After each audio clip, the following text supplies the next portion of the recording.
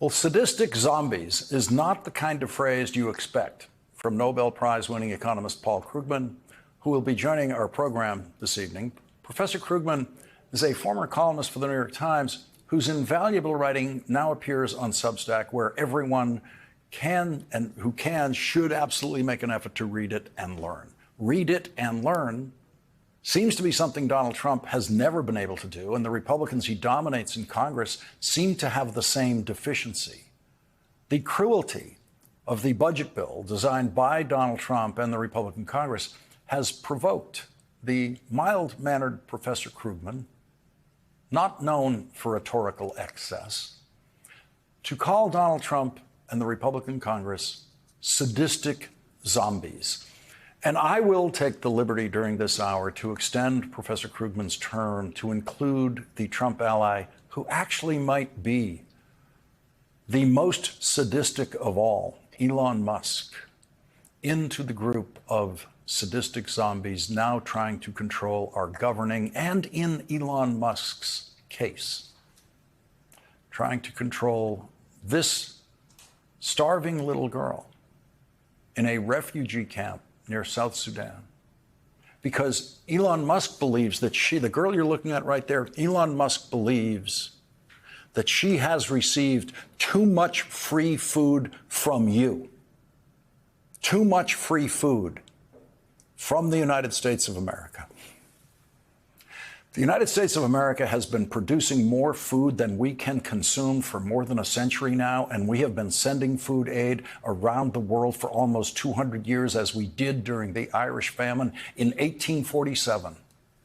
Former USAID official Dr. Atul Gawande is in Africa tonight, where he has seen what these sadistic zombies have done to that little girl and to people who need the HIV care that the United States has been supplying thanks to a program created by Republican President George W. Bush, but no more. Dr. Atul Gawande will join us later in this hour. The sadistic zombies are trying to take food aid away from people here in the United States who need food aid. They're trying to take that away from people in their budget bill. They are trying to take health care away from the people who earn the least amount of money in this country. They are trying to take health care away from Medicaid recipients. They are trying to give the most massive tax cut in history to Elon Musk and other billionaires, while still maintaining a much heavier tax burden on many taxpayers and on working couples, for example, who are very well paid, who can no longer deduct all of their state and local taxes on their federal tax returns because Donald Trump and the Republicans eliminated the possibility of deducting all of your state and local taxes from your federal tax returns, which we've all been able to do during our entire lives. And they did that during the first Trump presidency. And so Donald Trump actually increased significantly the tax burden on those taxpayers who ended up paying much more in their overall tax burden, even though their federal income tax rate was technically and slightly reduced. And those taxpayers are not happy. Those taxpayers live in Long Island. Some of them voted for Republican members of the House who are now betraying their promise to restore those taxpayers' ability to fully deduct their state and local taxes, like they did their entire lives until Donald Trump took that away from them and, in effect, raised their tax bills enormously. And that's one of the problems with the Republican tax bill, is how do you get those Republican House members in New York and California who lied about this in their campaign, saying they were going to fix this, how do you get them to vote for that bill and betray their voters, who they promised they would fix that problem for them? The Republican House leadership is pushing forward to try to pass a bill for a president who has no idea what he is doing, a president who has no idea how the American economy and the global economy actually work. And finally, Donald Trump's overwhelming stupidity about all of that has finally broken through to American voters with now 66% disapproving tonight of how Donald Trump is dealing with inflation and the cost of living, the reason so many voters voted for him. 63% disapprove of Donald Trump's tariffs, all of which, by the way, are illegal. And 58% disapprove of how Donald Trump is handling economic issues generally. The utterly fraudulent notion that the successful businessman, Donald Trump, was very good at the economic side of the presidency has evaporated. And it did evaporate even before Donald Trump reached the 100-day mark of this presidency. And now, with the most recent polling right now in May, even after Donald Trump has retreated from his most inane illegal tariffs, American voters are not quickly forgiving him for his tariff madness that crashed the stock market and scared them for very good reason. And the tariff madness that they will still suffer the next time they go into a Target or any other store. And so casting a vote for policies advocated by a popular president is one thing, but casting a vote on economic policy and a budget for a president who 2/3 of the country believes does not know what he is doing on economic policy is something that could only be done by people who are not thinking about what they are doing, people who are approaching the Republican budget process like what Paul Krugman calls zombies, sadistic zombies. And if they win, if the sadistic zombies win, they will lose. If the Republicans win the vote in the House of Representatives, they might then lose the vote in the United States Senate and throw the Republican Congress into utter chaos for the rest of the year. But if they win the vote on this budget bill in the House and then they win a vote in the Senate on the same budget bill, they will then have the booby prize of having passed the cruelest budget bill ever passed in American history and signed into law by the cruelest president. And they will take that cruelty with them into the next congressional election and see how it goes. See if those 66% who oppose what Donald Trump is doing now will thank them next November for helping visit that cruelty upon them or upon their neighbors or upon their grandmothers. Every voter in the next congressional election is going to know that Donald Trump lied when he said this. We're cutting three things: waste, fraud, and abuse. We're not changing Medicaid, and we're not changing Medicare, and we're not changing Social Security. Donald Trump is changing Medicaid, and the Republican Congress is helping Donald Trump change Medicaid. And as we learned in breaking news on this program 24 hours ago, Donald Trump is changing Medicare, cutting Medicare. And that is exactly what House Republicans are determined to do.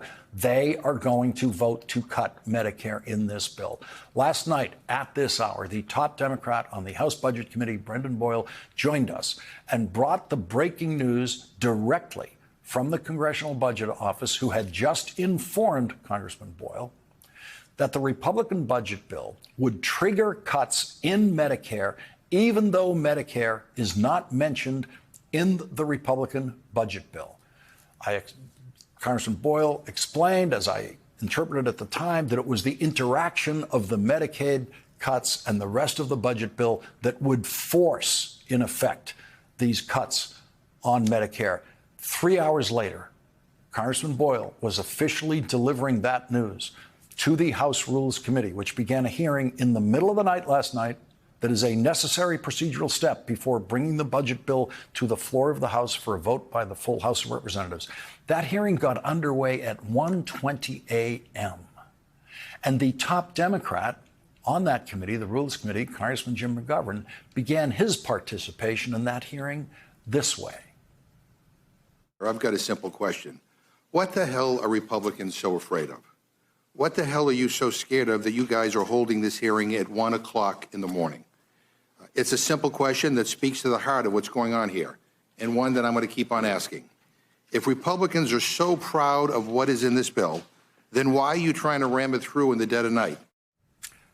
So after Congressman Brendan Boyle broke the news about the $500 billion cut to Medicare on this program last night, the biggest cut to Medicare in the history of the Medicare program, it was no surprise in that hearing room at 2:15 a.m. when Congressman Boyle testified to the committee. As you know, statutory pay-go, which stands for pay-as-you-go, is a law that requires tax cuts and spending increases to be offset, meaning that they do not add to the deficit. If at the end of the year congressional legislation collectively violates pay-go, those deficit effects trigger across-the-board cuts to programs like Medicare. Does this bill trigger statutory pay-go? Yes, and it's not me saying it. It is the Congressional Budget Office confirming it as of a couple hours ago. And look, this is really the breaking news, because when the Budget Committee kicked off this process approximately 3 months ago, there was a commitment by President Trump that there would be no Medicare cuts in this piece of legislation. And indeed, over the last several months, there's been no discussion of Medicare at all. There has been of Medicaid, but not of Medicare. Well, here we are tonight because, as you explained, because of the size of the deficits, because of the pay-go or pay-as-you-go act, that would trigger sequestration of Medicare, and it would total over $500 billion. The official figure that CBO confirms is $535 billion in cuts to Medicare. So the Rules Committee got that news, breaking news, as the congressman called it, formally presented to them about 4 hours after you got it here on this program from Congressman Boyle. And so Donald Trump is cutting Medicaid after promising not to, and he's cutting Medicare after promising not to. And while he's doing that, exactly at the same time he's doing that, he is taking a free plane from a Middle Eastern dictator who funds Hamas, while Donald Trump is cutting your Medicaid or your Medicare or your grandmother's Medicaid and Medicare. Medicaid is the single largest payer to nursing homes in America, and Donald Trump is cutting that program. Medicaid is the single largest provider of health care coverage for poor children and poor babies in America, and Donald Trump is cutting that funding. And while he's doing it, he's taking a free plane from a dictator who was trying to sell that plane, which is 13 years old and not good enough for the dictator, and couldn't find a buyer. And so instead, the dictator decided he'd rather have Donald Trump owe him. It helped that there were absolutely no buyers for that 13-year-old 747 on the used plane market these days. The listed value of that used plane is $400 million, which is much, much less than that same dictator has given to Hamas and gave to Hamas before Hamas's October 7th attack on Israel. The Defense Department, in full participation in the international scheme to violate the Constitution and give Donald Trump a free plane, formally accepted the free 747 from the dictator of Qatar today. And now Donald Trump is the first president in history to try to have three, count them, three Air Force Ones. We've always had two identical Air Force One aircraft ready to take the president anywhere in the world. To make sure an Air Force One is always ready, there have to be two planes so that there's a backup plane in case one plane has a problem. And now Donald Trump wants a third Air Force One at a massive cost to taxpayers. And that's the part where this scheme might just break down. The country has never needed a third Air Force One. The country has never paid a nickel to have a third Air Force One. Congress has never paid a nickel for a third Air Force One, and Congress will have to pay for that third Air Force One to be converted into a usable Air Force One, which is estimated to cost at least $1 billion. And now Donald Trump's going to pay $1 billion of your money to have a dictator's so-called flying palace converted into a usable Air Force One. But Congress controls that $1 billion. He's going to have to come to Congress for that money. It is very unlikely he's going to get that money, even from the sadistic zombies. Donald Trump wants to do all this while Boeing is building 2 new versions of Air Force One that were ordered while Donald Trump was president the first time.